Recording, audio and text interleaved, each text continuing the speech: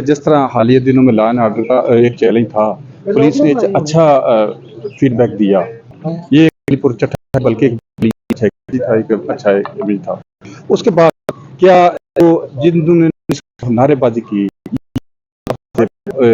इस्तेमाल किए, उनसे मेरा आज था वो शहरी बेहतरी के लिए, शहर की बेहतरी के लिए या रोड के लिए निजात करते। पहली बात तो ये है कि पुलिस के खिलाफ किसी ने नारे मारे हैं मुझे नहीं पता, और अगर मारे भी हैं तो मेरे ख्याल में कोई किसी जगह पे कोई हमारी तरफ से कोई गलती होगी तो लोगों को शायद उसका रिएक्शन आया हो। हम अपनी हर तरह की गलती को, अगर किसी जगह पे ठीक काम नहीं हुआ, हम उसको ठीक करने के लिए हर वक्त तैयार रहते हैं।